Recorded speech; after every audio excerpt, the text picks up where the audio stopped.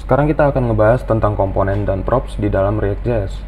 Di dalam dokumentasi resmi React.js dijelaskan bahwa kita bisa membuat suatu komponen yang sifatnya independen dan reusable. Maksudnya gimana? Kita bisa langsung praktekin. Siapin satu file HTML aja yang di dalamnya kita udah import React beserta Babel. Di sini kita butuh Babel karena kita harus ngerender kode JavaScript yang sifatnya non-standar, yaitu JSX. Kita bisa buka text stripnya di sini dengan atribut type, nilainya adalah text/Babel. Nah, di sini kita bisa bikin satu komponen menggunakan function. Contohnya adalah greet element untuk nama functionnya, sekaligus nama komponennya. Nah, di dalam function greet element ini kita bisa bikin satu variabel yang namanya element. Kita taruh tag HTML-nya di sini. Contohnya kita bikin satu heading yang isinya adalah hello1. Nah, kita akan coba render komponen ini ke dalam elemen root-nya. Saya udah siapin satu tag div dengan ID root di sini. Kita bisa seleksi dulu const root sama dengan react DOM create root. Nah, kita bisa seleksi elemennya menggunakan metode getElementById. Kita masukin nama ID-nya sebagai parameter di sini. Lalu kita jalankan root render seperti ini. Kita gunakan tag HTML greet element. Kita langsung tutup seperti ini. Kalau kita lihat di web browser, nah ini muncul error. Kenapa? React DOM is not defined. Nah, ini penulisannya hati-hati ya, harus menggunakan huruf besar untuk DOM-nya. Nah, kita bisa refresh. Ini ada error. Kenapa? Karena kita belum return. Sebenarnya bukan error, tapi lebih tepatnya karena kita belum mengembalikannya. Ya, karena ini variabelnya perlu kita return. Maka di sini berhasil di-render komponen greet element ini.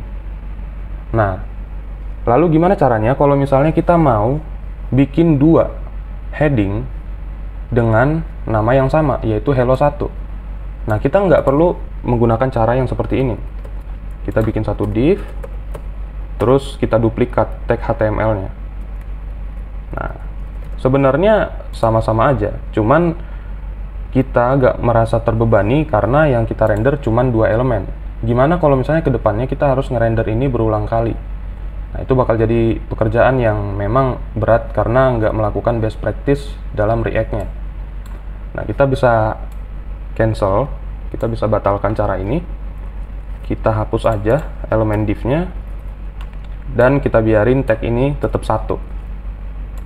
Kita bisa coba bikin satu elemen wrapper aja di sini. Kita bikin functionnya namanya wrapper.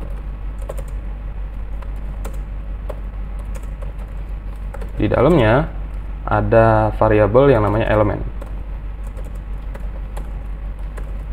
Seperti ini. Nah, komponen greet element kita bisa pindahin ke dalam wrappernya. Maka yang dirender di sini adalah wrappernya, bukan lagi si greet element. Nah, ini kalau misalnya kita refresh, ini ada gagal lagi. Kenapa? Nah, karena belum di return. Nah, kalau udah seperti itu, hasilnya sama aja ya, hello1. Nah, tapi kalau misal kita mau menggunakan tag ini berulang kali atau komponen ini berulang kali, kita cukup duplikat di sini aja. Seperti ini. Nah, ini mungkin kita bisa akalin ya menggunakan div ya. Ups. Seperti ini. Jadi kalau misalnya kita lihat, nah munculnya hello1 hello1. Kalau kita duplikat lagi kayak begini, dia jadi 3 komponen.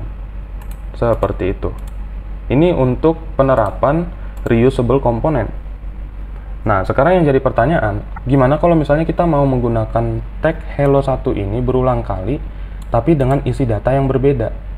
Misalnya kita mau bikin hello1, hello2, hello3.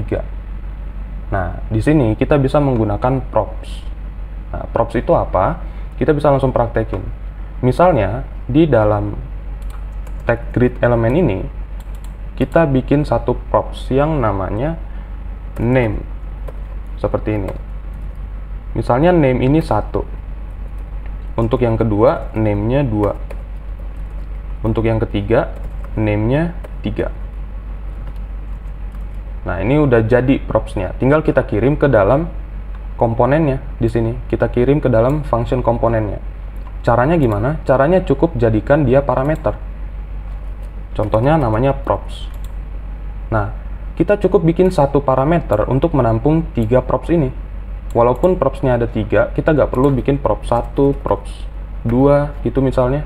Sampai 3 kali, kita nggak perlu melakukan itu. Nah, di sini tinggal diterapin aja. Apa yang ditulis di sini? Yang ditulis coba props.name. Karena bentuknya objek tadi ya. Nah, ini kalau misalnya nggak percaya, kita bisa console log aja. Ini bisa kita console log props seperti ini. Kita bakalan ngelihat. Nah, ini juga udah berubah ya, bisa kelihatan. Cuman ini pembuktian aja. Nah, bahwa yang dikirim adalah objek. Ada 3 objek di sini yang memiliki properti name. Nah, di sini bisa kita ambil kesimpulan bahwa props itu dikirim sebagai objek. Nah, jadi kalau misalnya kita mau menggunakan suatu komponen dengan nilai yang berbeda-beda, kita bisa menggunakan props. Nah, ini contohnya kita menggunakan props name. Kalau misalnya kita mau pakai yang lain gimana? Ya contohnya kita bikin apa ya? Type gitu. Type-nya adalah number. Yang ini type-nya string. Yang ini type-nya boolean. Nah, kita cukup biarkan ini jadi satu parameter. Tapi kita bisa tampilkan dengan mengakses propertinya, yaitu si nama prop-nya, yaitu type. Seperti ini. Kalau misalnya kita refresh, maka muncul 1 number, 2 string, 3 boolean. Seperti itu. Kalau misalnya boolean diganti nih, misalnya jadi objek. Kalau kita lihat di web browser, maka dia berubah. Nah, inilah penerapan props di dalam React.js. Kalau kita mau menggunakan komponen berulang kali, tapi dengan isi konten yang berbeda-beda. Kita nggak perlu duplikat elemen HTML-nya, tapi kita cukup gunakan reusable komponen sekaligus atribut-atribut sebagai props-nya. Tinggal dikirim aja sebagai parameter ke komponennya. Jadi seperti itu kira-kira untuk penggunaan komponen dan props di dalam React.js.